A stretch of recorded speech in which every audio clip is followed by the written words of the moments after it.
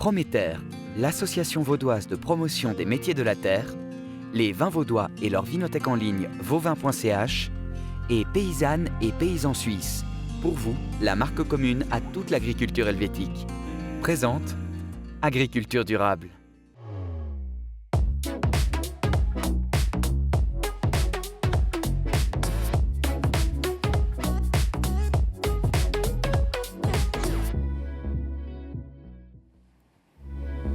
Bonjour à toutes et tous et bienvenue dans Agriculture durable, l'émission qui se penche sur les enjeux de l'agriculture au XXIe siècle. Aujourd'hui au sommaire et dans notre dossier du mois, plongé dans le monde des concours de produits agricoles. À quoi servent-ils? Quels sont les produits qui y sont mis en avant? C'est ce dont nous allons discuter d'ici quelques instants. Et puis dans le chiffre déchiffré, on s'interroge sur la proportion de terres agricoles cultivables en Suisse servant à l'alimentation animale. Dans notre rubrique de la fourchette à la fourche, zoom sur la dent de lion. Et puis finalement, rendez-vous en fin d'émission avec notre nouvelle rubrique, le rendez-vous agricole. Voilà donc pour notre sommaire. Il est temps maintenant d'aller retrouver nos invités du jour.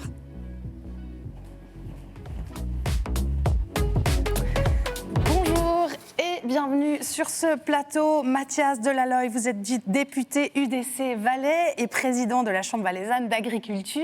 Bienvenue. Bonjour. Merci. Avec vous aujourd'hui, Olivier Girardin, directeur de la Fondation rurale interjurassienne. Bonjour. Bonjour. Et puis Geneviève Favre, responsable de filière chez ProConseil. Bonjour, bienvenue. Bonjour. Donc nous parlons aujourd'hui de concours de produits agricoles. Qui a inventé ce concept de concours de produits du terroir? Qui veut se lancer? Alors je me lance. Allez-y. Voilà, nos voisins français, je pense on peut dire que c'est les premiers, il y a 150 ans, qui ont lancé le concours général des produits du terroir avec le salon agricole. Puis on s'est inspiré en fait de ce concept aussi au niveau suisse pour lancer maintenant, il y a 20 ans, le concours suisse des produits du terroir. Ah oui, 20 ans, 150 ans, il y a quand même une grosse marge entre deux. Moi, je ne pensais pas que c'était si ancien. Ah oui, si, tout à fait. Donc là, on voit qu'il y a une très longue tradition en France. Et puis effectivement, une grande période. Il a fallu une grande période à la Suisse pour se dire on se lance aussi avec un concours. On est toujours un peu plus lent. Hein. Oui, c'est ça. Alors concrètement, quels sont les produits qui sont mis en avant, Geneviève ? Alors, dans le concours à Courtemelon, c'est un panel de produits diversifiés. Ça va des produits carnés, des produits laitiers, des produits boulangers. Et c'est un des rares concours où, justement, il y a tous ces produits en une fois qui sont présentés. En une seule fois. Parce qu'on sait qu'après, il y a des concours dans la viticulture, il y a des concours aussi dans l'agriculture. Ce sont des concours différents et qui ont le même but. Oui, alors le but, c'est bien sûr de donner de la visibilité aux produits de l'artisanat suisse. Et puis de donner aussi de la reconnaissance aux producteurs qui les produisent. Mathias, est-ce qu'on peut dire que ce sont des initiatives privées? Est-ce que c'est soutenu par la politique? Là, je vous prends, vous, avec votre casquette de politicien, évidemment. Quelle est la vision proposée à travers ces concours? Alors, si je prends les concours que je connais le mieux, ce sont les concours de vin. Alors bien entendu que les interprofessions respectives, notamment l'IVV en Valais, organisent un concours. Vinéa était une démarche plutôt privée qui organise le mondial d'Épinot. Donc il y a quand même une part de soutien public pour la mise en avant de ces produits du terroir. Mais au niveau des vins, ça permet surtout aux producteurs de se challenger, de regarder un petit peu, de s'étalonner où on se situe par rapport à nos collègues. Une saine concurrence, en fait. Une saine concurrence. Et puis ça nous permet de savoir si on est sur la bonne ligne, aussi au niveau des consommateurs, parce que souvent les dégustateurs dans ces concours ne sont pas que des professionnels, alors ça reflète quand même une tendance de marché, puis ça nous permet d'adapter nos produits au marché, et ça c'est très important. Ok, donc il y a vraiment aussi ce besoin de sentir un peu le pouls du marché, de savoir ce qui intéresse le consommateur, et vous vous adaptez ? C'est ça. Ça pilote un petit peu nos vinifications, parce que bien entendu que le jour où on a réussi à faire une médaille à un concours, une jolie médaille d'or, ça va prédestiner finalement la vinification par la suite, parce qu'on va essayer de répéter ce que l'on a fait pour essayer de le refaire. Et puis c'est clair que s'il a été apprécié en concours, on va essayer de se calquer pour répéter ces goûts, que le consommateur s'y retrouve. Et politiquement parlant, est-ce qu'il y a vraiment une volonté de mettre en avant ces concours ? Pas forcément. parce que c'est vrai que les retombées concrètes sur les ventes sont relativement limitées. Ça, il faut le reconnaître, ça donne de la notoriété, mais par contre, de là à dire que parce qu'on a une médaille, on passe plus facilement, le consommateur passerait plus facilement à l'acte d'achat, c'est pas vraiment réel. Ok. Alors, comme on va le voir dans le sujet que vous allez découvrir d'ici quelques instants, ces concours de produits agricoles ont pour but, comme vous l'avez dit, de mettre des produits en lumière. D'une part, des produits qui ne sont pas toujours assez connus par le consommateur et d'autre part, le travail des agriculteurs qui les produisent. Ces concours sont donc un fabuleux outil de communication, comme nous l'explique Olivier Bayat, responsable communication du concours suisse des produits du terroir. Regardez.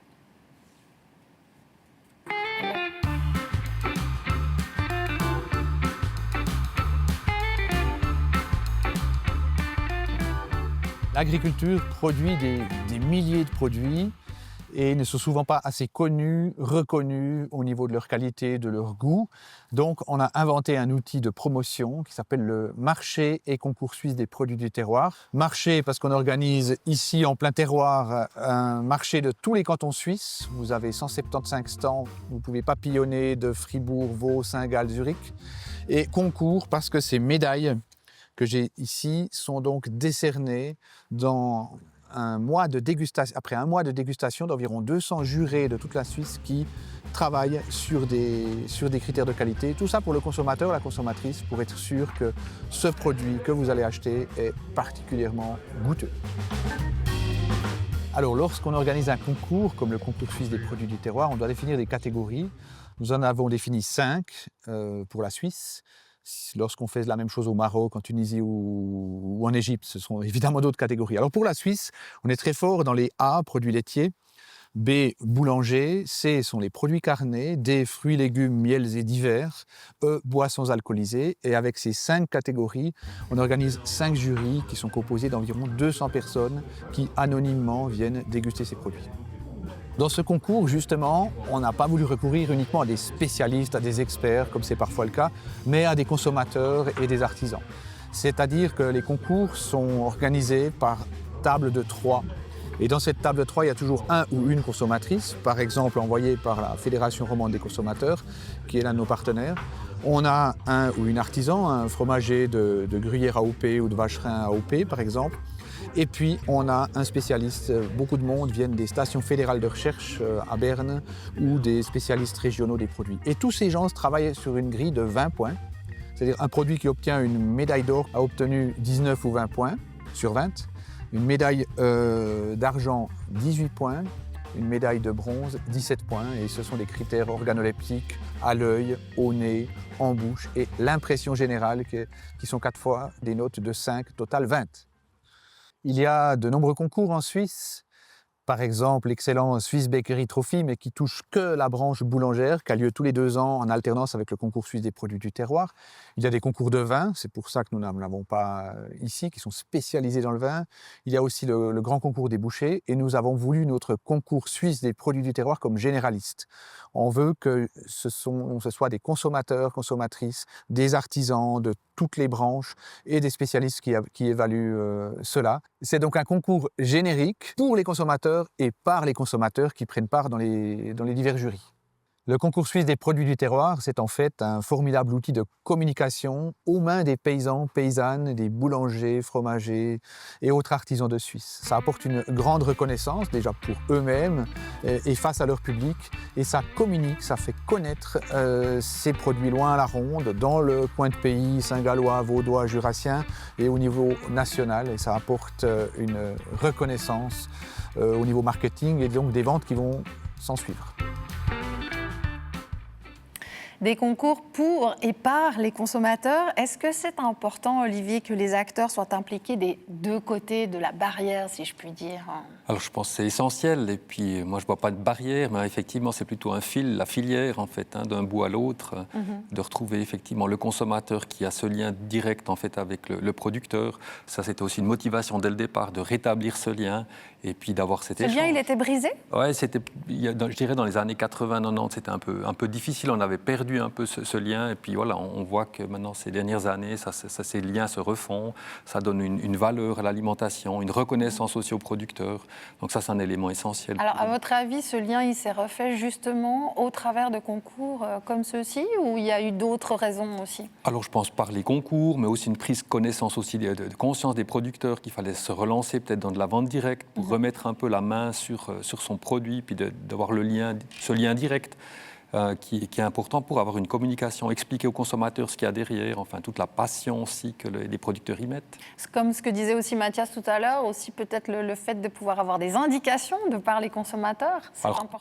Oui, ça c'est essentiel. Puis effectivement, dans les notes qui sont données, donc on a par table, on a les consommateurs, les producteurs, les artisans, puis se mettre d'accord sur une note en commun, puis d'avoir cet échange, ce dialogue consommateur-producteur, c'est essentiel. Ouais, le dialogue, je pense que ça c'est le maître mot.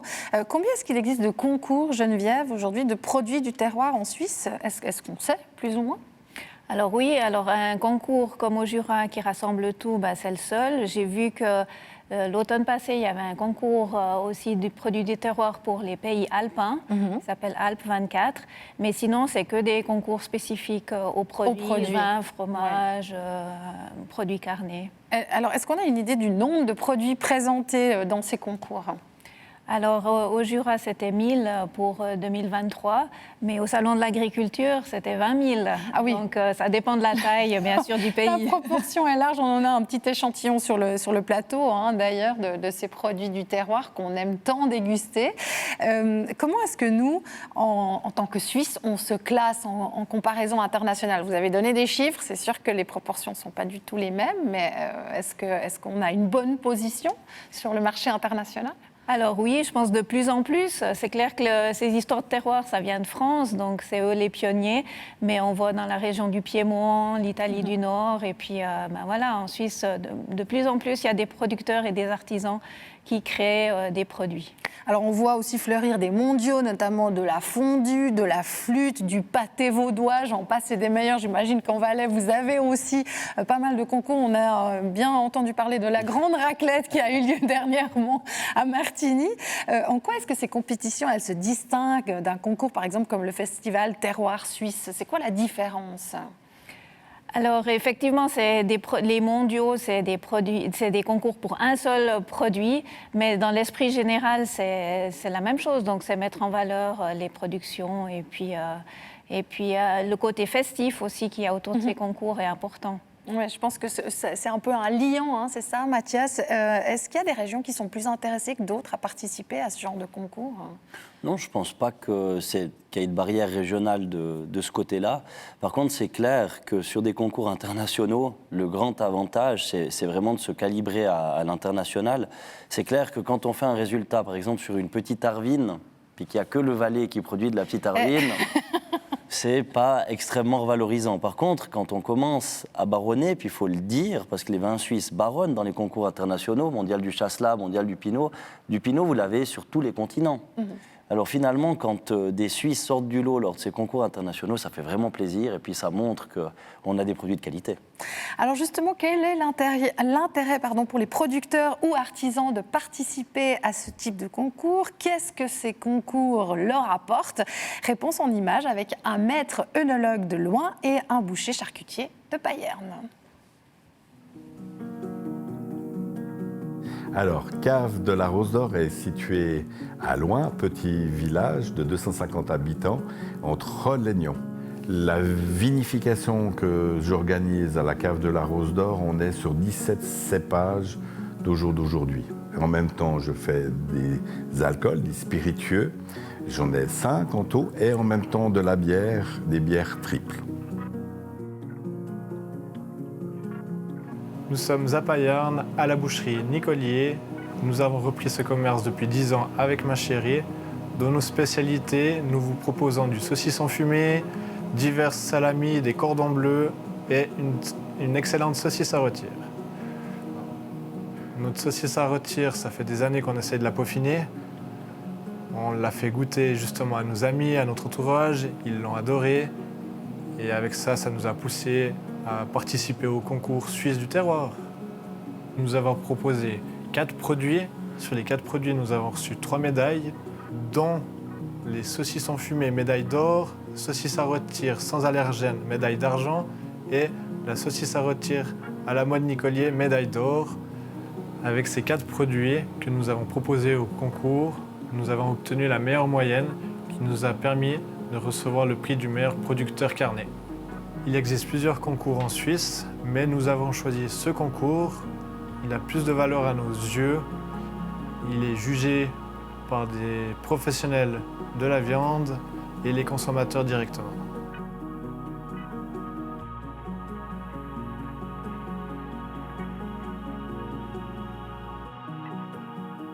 Pour recevoir vraiment une bonne médaille, quelque chose, ça part depuis le début. C'est que le produit doit être de très bonne qualité. C'est comme là, cette année, on va présenter mon whisky, comme je fais du whisky aussi. Et c'est vraiment tout cette qualité. C'est la qualité de la barrique qu'on aura choisie. C'est la qualité, bien sûr, du blé, de l'orge qu'on aura choisi. Après, la méthode de distillation, qu'on n'aura pas fait des chauffes, une chauffe très particulière. Et puis après, c'est prendre le temps au temps pour le laisser en barrique pour se dire cet alcool sera de très bonne qualité. La méthode de vinification chez moi, c'est quelque chose de simple. Je n'utilise pas de produits de synthèse ou de chimie. Je suis contre ces produits. Même il y a des années où je n'ai pas récolté de la vendange parce qu'autrement, j'aurais dû mettre beaucoup de produits. Et toutes mes vinifications que je fais, c'est pratiquement sans soufre et aucun produit de synthèse. Alors pour avoir des prix, puis avoir des excellences dans nos prix qu'on a reçus, où c'est très intéressant, c'est quand on a reçu le premier prix, puis avec le même produit qu'on l'a représenté encore une deuxième fois, et ça c'est vraiment du bonheur, puis en plus on finit premier, donc c'est vraiment quelque chose de très important. Sur mon alcool fort, comme sur mon blanc, le curieux, où j'ai été nominé 7 fois, c'est-à-dire 7 fois j'ai été primé. Ça veut dire que c'est vraiment un produit de très bonne qualité. Après, dans les concours autres qu'on a en Suisse que j'ai fait, c'est à Courtemelon, les produits du terroir, où j'ai présenté ma bière, mes alcools et mon alcool, mon spiritueux Poire Belle Hélène.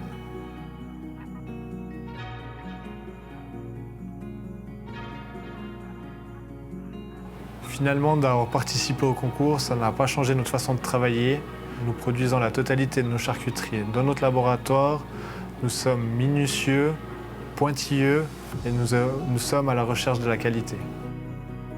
Il y avait d'autres raisons pour qu'on participe aussi au concours. D'une part, un challenge, un défi personnel, et d'une autre part aussi de prouver à la clientèle que malgré un jeune âge, on est aussi capable de proposer des produits de qualité.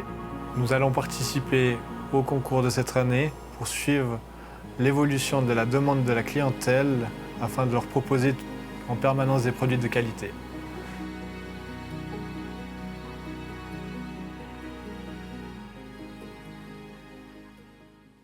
On le voit bien dans ce reportage. Créer un bon produit, c'est vraiment un travail de longue haleine qui prend du temps, beaucoup de soins. Il faut être minutieux, pointilleux, à la recherche de la qualité. Est-ce que ça amène justement une plus-value dans la manière de travailler que de se dire « Ok, je vais participer à un concours, Mathias ». Oui, bien entendu, ça affine nos degrés d'exigence dans les recettes qualitatives, je pense, en tout point, sur tout produit. Ça nous permet vraiment de nous étalonner et puis d'affiner nos recettes pour tout ce que l'on fait. Est-ce que vous avez vu une différence réellement dans votre façon de fonctionner? Parce qu'on imagine que de toute façon, vous êtes à la recherche de la qualité. On est tous à la recherche de la perfection, mais la perfection, elle n'existe pas. On est d'accord. C'est le consommateur qui finalement la dicte. Et puis finalement, les modes changent. Donc ça nous permet plutôt de nous adapter aux besoins du consommateur, à la mode finalement, que réellement réorienter complètement la production. On va toujours faire du mieux qu'on peut. Par contre, ça nous permet vraiment d'affiner avec les tendances du marché. Olivier, si vraiment on se penche sur les conditions, je parle de provenance, d'originalité, de nombre de produits vendus minimum, pour présenter un produit à un concours comme le Festival Terroir Suisse, c'est quoi ces conditions qui sont nécessaires? Alors on retrouve les conditions qu'on a au niveau des produits régionaux, au niveau suisse. Donc effectivement, c'est des produits qui doivent venir de la région. Si c'est de la matière première, c'est 100%. Si c'est transformé, il y a une part qui peut venir hors région, si on ne trouve pas tout. Et puis après, il y a au moins 2/3 de la valeur ajoutée qui doit se faire dans la région. Est-ce qu'il faut automatiquement être un professionnel? Moi, si je fais des confitures chez moi et que je fais des super bonnes confitures, est-ce que je peux aller proposer mes confitures dans un concours de produits du terroir?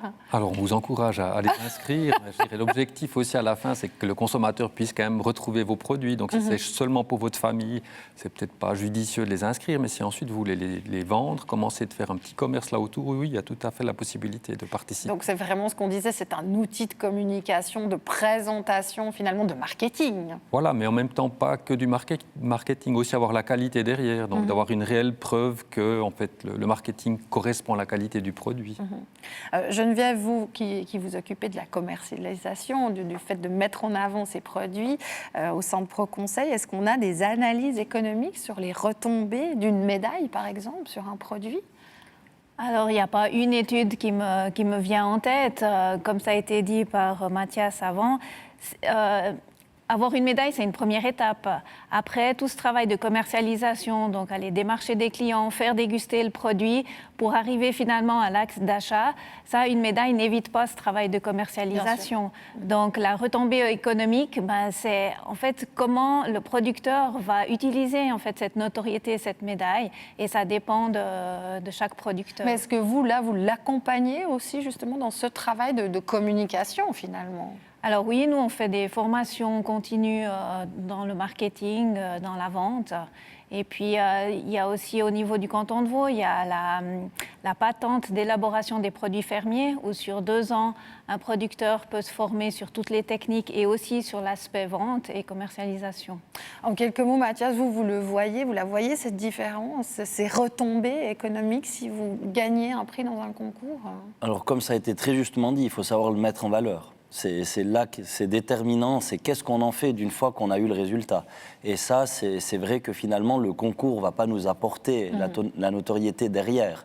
Donc ça, il y a un énorme travail à faire derrière, mais par contre, il y a le déclencheur. Le déclencheur de la communication, d'avoir cette médaille, ça nous permet d'avoir quelque chose à raconter à nos clients, et puis surtout le gage de qualité. Comme ça a été dit, c'est vraiment ça qui est important, c'est que là, c'est pas notre propre jugement de consommateurs qui sommes un petit peu finalement prisonniers dans notre façon de faire. Là, ça a vraiment été jugé par un bon nombre de consommateurs et d'experts, puis c'est vraiment un gage de qualité. Gage de qualité, on va retenir ça, c'est le plus important. Et je vous propose maintenant de changer de sujet. Quelle proportion de terres cultivables en Suisse sert à l'alimentation animale? C'est le propos de notre rubrique Le chiffre déchiffré. Et les chiffres, justement, les voici. Au-delà de l'éthique animale, il faut savoir que les terres cultivables en Suisse sont essentiellement dédiées à l'affouragement des animaux dits de rente. Il est urgent de développer une approche alimentaire plus éco-responsable. Les propos de la militante antispéciste Virginia Marcus méritent d'être recontextualisés. En effet, 80% des 1,5 million d'hectares cultivés en Suisse sont recouverts d'herbacées et de plantes sauvages. Les 300 000 hectares restants servent notamment aux cultures céréalières, de légumes, de fruits et de vignes. Il n'y a donc rien d'absurde à ce que les surfaces recouvertes d'herbacées et de plantes sauvages servent à l'alimentation animale, puisque les ruminants sont les seuls à pouvoir les transformer en calories. Sans oublier que la majorité des terres fourragères sont situées dans des zones trop pentues ou trop pauvres en réserve d'eau pour accueillir d'autres cultures. La production de fourrage ne doit en tous les cas pas être considérée comme un problème, puisqu'elle permet également d'entretenir le paysage et de favoriser la biodiversité. Et pour poursuivre avec des chiffres, les véganes constituent environ 0,5% de la population et pourtant certains médias mettent leur message à égalité avec les positions partagées par une plus large proportion de la population. Comment est-ce qu'ils s'y prennent pour diffuser leurs idées à large échelle et pourquoi les médias en font-ils si largement écho, Olivier? Est-ce qu'on a des pistes là-dessus? Je pense il y a peut-être une volonté de rupture. C'est peut-être se dire on veut changer complètement de modèle, donc rupture. Et puis en même temps, on simplifie peut-être aussi la situation. Comme c'est aussi mentionné dans le reportage, on voit effectivement en Suisse, on a un pays d'herbage, donc il faut quand même du bétail pour valoriser ces herbages. Donc il y a peut-être ça, mais c'est peut-être aussi la position radicale qui fait que tout d'un coup, il y a une visibilité prend plus de place. Qui prend plus de place, quoi. Alors justement, vous parliez de la topographie de notre pays. Nous sommes un pays d'herbage, nous sommes un pays de montagne aussi, ce qui veut dire que ce qui peut s'appliquer à des pays complètement plats ne s'applique pas clairement en Suisse ou dans les pays montagneux. C'est-à-dire que nous avons besoin de l'élevage des vaches notamment pour brouter dans ces pâturages montagneux. Oui, tout à fait. Puis on sait que la vache, c'est quand même l'animal symbolique aussi qu'on a en Suisse et puis qui valorise effectivement ces herbages, qui fait partie aussi du paysage, qui fait partie aussi de notre culture, qui fait qu'on a aussi des fromages aussi exceptionnels. Donc il y a toute cette tradition-là derrière. Puis après, je pense, c'est de trouver aussi l'équilibre. On parle aussi souvent de polyculture, donc les cultures et l'élevage. Puis trouver ces équilibres, je crois que ça, c'est un point qui est essentiel. Mais donc, ce qui voudrait dire que ce discours vegan ne s'applique pas réellement à la Suisse. C'est plutôt un discours mondialisé, est-ce qu'on peut dire ça ? On peut dire ça en même temps. C'est clair qu'il y a des consommateurs qui se disent véganes en Suisse. Et puis, ça, on peut l'accepter. De là à imposer ce modèle à tous, je pense que ça, c'est peut-être là aussi qu'il faut être un peu critique, puis dire chacun fait sa démarche, mais de là à imposer un mode de consommation aux autres. Là, on ouvre plutôt des pistes de réflexion. Exactement, c'est plutôt ça. Mathias, on sait que l'interview dont on a fait référence ici dans le sujet, c'est une interview de Virginia Marcus, qui a été retirée d'une émission de télé-réalité de la RTS, qui rassemblait des consommateurs véganes et des consommateurs lambda, si je puis dire. Comment est-ce que vous voyez ce genre d'émission ? Est-ce que c'est plutôt favorable à l'agriculture ? Est-ce que ça permet simplement, justement, d'ouvrir des pistes de réflexion ? Ou est-ce que ça sert plutôt des mouvements comme les mouvements véganes ou antispécistes ? C'est quoi votre vision par rapport à ça ? Pour moi, toute discussion est toujours bonne à faire. Les minorités, elles doivent toujours être entendues. Par contre, entre entendre et écouter, c'est deux choses totalement distinctes. C'est important de faire la nuance. La liberté des uns s'arrête là où commence celle des autres, donc on est libre de penser et de consommer ce que l'on a envie. Par contre, de là à imposer la vision aux autres, c'est là que ça me pose un problème. Parce que ces mêmes milieux, finalement, qui boycottent la viande et la consommation de viande, ce sont les mêmes qui boycottent la chasse. Puis jusqu'à preuve du contraire, on ne peut pas vivre d'amour et d'eau fraîche, puis on ne peut pas vivre de foin non plus. L'être humain n'est pas capable de consommer du foin. Donc, si je prends l'exemple d'un cerf, dans nos forêts qui consomment du lichen, puis qui consomment du foin, qu'on est incapable de métaboliser, nous, êtres humains, si on laisse ce cerf être dévoré par le loup ou simplement pourrir au sol, cette énergie qu'il aura capitalisée durant toute sa vie, elle est perdue. Par contre, si on chasse cet animal et puis qu'on le consomme, puis qu'il se retrouve dans nos assiettes, là, c'est de l'éco-responsabilité. Parce qu'on va récupérer cette énergie qui a été créée. Et c'est ça la beauté. Donc moi, je ne comprends pas ces milieux, il y a une incohérence complète et c'est ça qui me dérange. Je pense surtout qu'il y a un besoin peut-être que les choses soient encadrées et c'est peut-être aussi le message qu'ils essayent de faire passer. Mais nous allons changer maintenant de sujet puisqu'on va parler du printemps et d'un petit légume ou d'une petite feuille qui s'impose en salade avec des lardons, des croûtons et des œufs durs. Et ces aficionados en raffolent, peut-être vous l'avez reconnu, il s'agit de la dent de lion. Mais comment se cultive-t-elle ? Réponse sur l'exploitation La Ciboulette à Orny.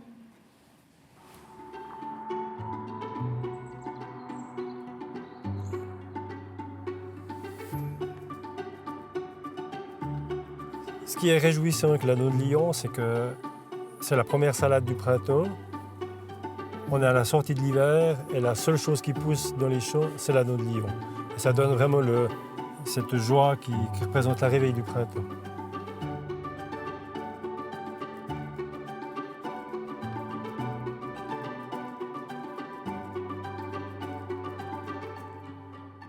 Bienvenue à La Ciboulette. La Ciboulette se situe à Orny, dans le canton de Vaud, tout près de la Sarraz.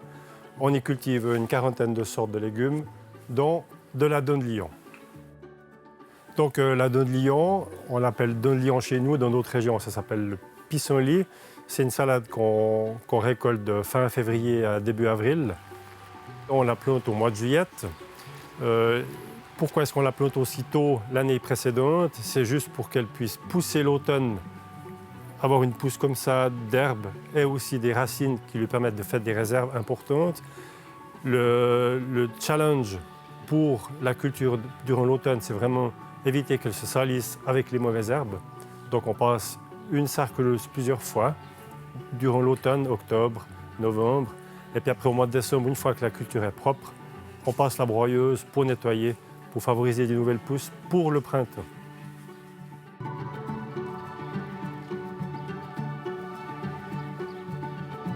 Pour accélérer la récolte, on met des voiles blanches, ce qu'on appelle des voiles de forçage, qu'on met sur une partie de la culture, ce qui permet de gagner 10 à 15 jours d'avance. Et une partie de la culture, on ne met absolument rien, ce qui permet de décaler dans le temps pour avoir une récolte plus tardive. Donc on les met sur une partie du champ pour favoriser la pousse de la culture. Ici, il est mis il y a peut-être 10 jours, et ici, on l'a mis il y a 15 jours. Donc on voit assez bien la différence pour un œil exercé. Donc après, on arrive à la récolte. L'idée, c'est d'avoir quand même assez de masse de feuilles, 15 à 20 cm de feuilles, donc c'est le moment idéal pour commencer à la récolter. Après, on la pose dans des caisses de conditionnement, où il y a à peu près entre 2 et 2,5 kg par caisse. On en fait à peu près 20 et 30 caisses par jour. Ce qui est important, c'est d'avoir beaucoup de parties blanches, parce que c'est cette partie qui est beaucoup plus tendre quand on la prépare et quand on la mange. Et afin de favoriser cette couleur blanche, c'est tout simple, on bute, c'est-à-dire qu'on ramène de la terre au pied de chaque plante.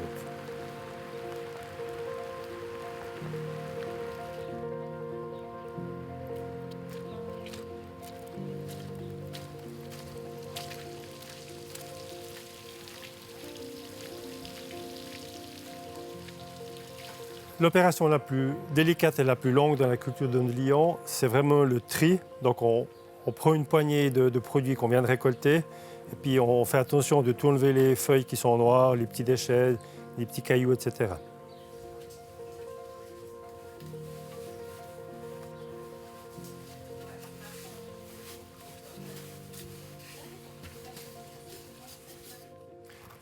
La dernière opération de la culture, c'est laver les caisses une fois qu'elles ont été triées. On essaie de laver le plus possible, mais c'est une opération qui prend beaucoup de temps. Et ça ne dispose pas de les laver à la maison que vous les préparez chez vous.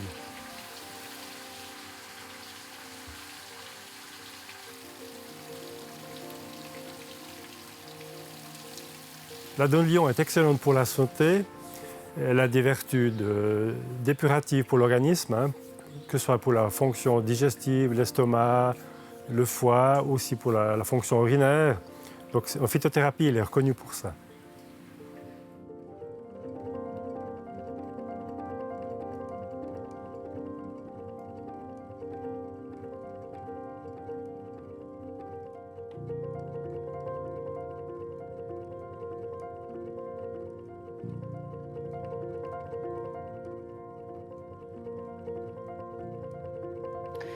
Alors Geneviève, vous faites partie des aficionados de la dandelion ou vous êtes plutôt asperge, vous, au printemps? Plutôt asperge. Plutôt asperge, ok. Bon, une petite salade de dandelion, on dit jamais non quand même. Tout à fait. Oui. Bon. On voit dans le sujet que là, c'est une culture de dandelion, qui est une salade qu'on peut en même temps cueillir soi-même si on va se promener dans les champs. Donc, est-ce que cette culture est intéressante en tant qu'agriculteur?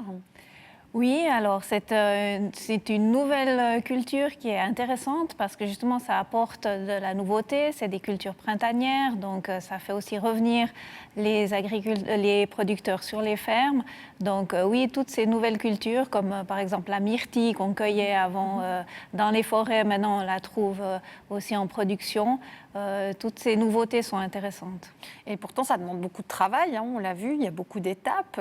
Et puis, à un coût ensuite pour le consommateur quand on est en magasin. Donc, est-ce qu'au niveau du consommateur, il y a une vraie demande de la dandelion cultivée ?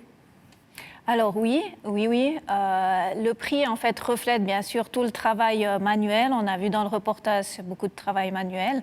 Donc, actuellement, oui, le consommateur est prêt à payer, oui. Olivier, vous vouliez réagir ? Non, tout à fait, dans le même sens, effectivement, c'est important de pouvoir cultiver pour répondre à la demande, parce qu'il faut juste compter sur la récolte manuelle qu'on peut avoir, on n'aurait pas assez. Oui, on imagine en effet que ça va pour la petite récolte de la famille, ça va aller, mais pas à grande échelle. On voit que la dandelion qui pousse chez les maraîchers, est-ce que c'est la même que celle qui pousse dans les jardins, ou est-ce que c'est une variété spécifique que l'on commercialise ici en Suisse ?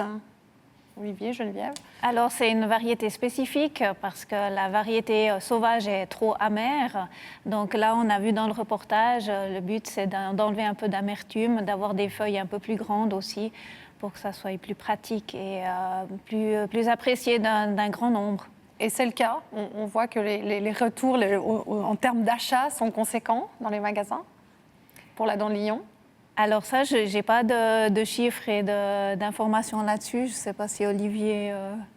Je pense qu'on en voit plus effectivement maintenant qu'un temps, quoi. Puis peut-être par le passé, c'était plus effectivement la récolte personnelle. Maintenant, on voit de la dent de lion en magasin en printemps, puis ça, c'est tout à fait réjouissant.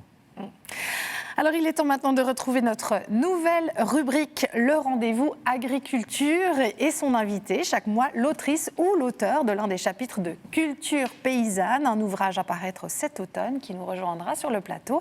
Et aujourd'hui, c'est le tour de Vincent Robadet, qui est professeur d'histoire au Collège Saint-Michel à Fribourg. Bonjour Vincent. Bonjour. Pour Culture paysanne, vous êtes l'auteur d'un texte intitulé Catherine Elisabeth Vika, une apicultrice éclairée. Je vois que vous êtes arrivé avec des ouvrages qui ne m'ont pas l'air très récents, hein, on peut dire ça comme ça. Alors, qu'est-ce que Catherine Elisabeth Vika a apporté à l'apiculture? Alors, je pense que pour répondre à cette question, il faut aborder 2 phases.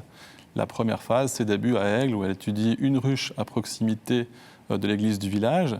Même modeste, en fait, ces recherches vont permettre une nouvelle vision de la femme dans la société.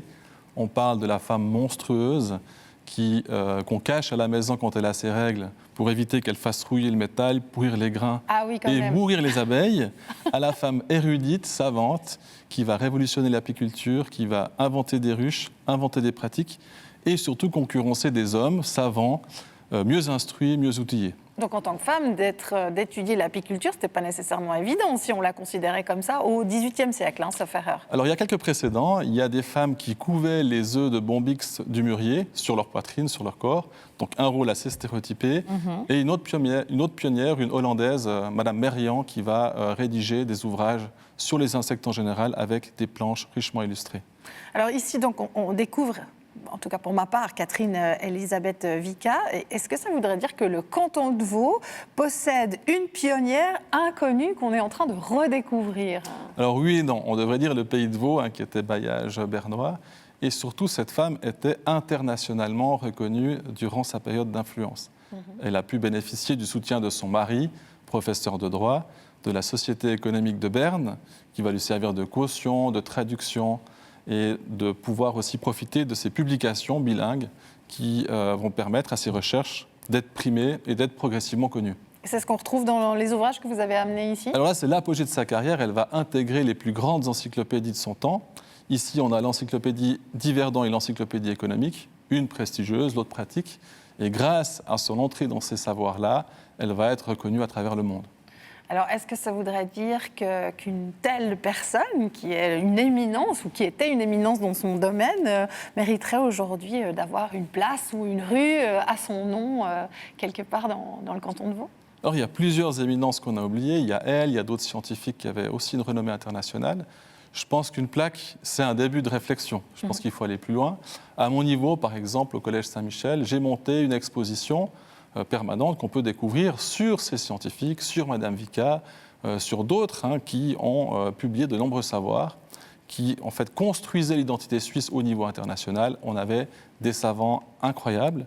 Et aujourd'hui, malheureusement, la plupart ont disparu des traces de l'histoire. Alors, concrètement, sur Catherine Elisabeth Vika, qu'est-ce qu'elle a découvert? Alors, elle a révolutionné le monde des abeilles. Globalement, avant, on pensait qu'il y avait un roi des abeilles. Ça arrangeait bien ces messieurs. On pensait aussi également que pour récolter le miel et la cire, il fallait brûler, détruire les ruches. Donc, on massacrait les abeilles. Elle va apporter une sensibilité nouvelle. Elle va apporter aussi un professionnalisme. Elle va être capable de prendre des savoirs théoriques hors de portée et en faire des savoirs pratiques. Elle va inventer des nouvelles techniques comme le fait de baigner ses abeilles pour essayer de les faire adopter une nouvelle reine. Elle va aussi lutter contre le varroa, contre des parasites. Et puis globalement, elle va vraiment transformer les savoirs. En fait, elle a ouvert la voie à l'apiculture moderne, si je puis dire. Exactement. Et les meilleurs spécialistes actuellement sont étonnés de voir le niveau qu'ils avaient à l'époque. Écoutez, merci beaucoup Vincent Robadet pour toutes ces informations et on espère voir une plaque un jour avec le nom de Catherine Elisabeth Vika. Merci à vous d'être venu nous trouver aujourd'hui.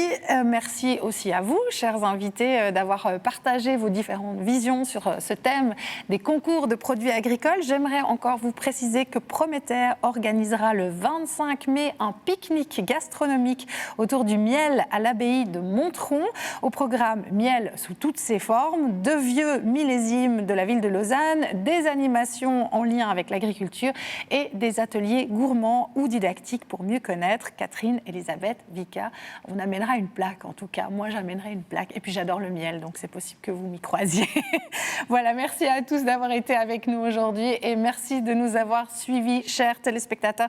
On se retrouve d'ici un mois pour un prochain numéro d'Agriculture durable. Nous parlerons cette fois de restauration collective. Voilà, vous savez tout. À très bientôt. Au revoir.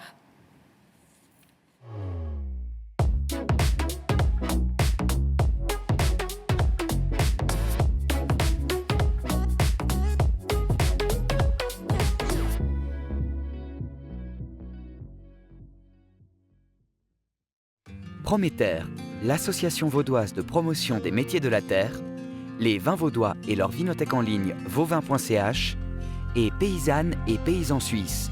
Pour vous, la marque commune à toute l'agriculture helvétique. Présente Agriculture durable.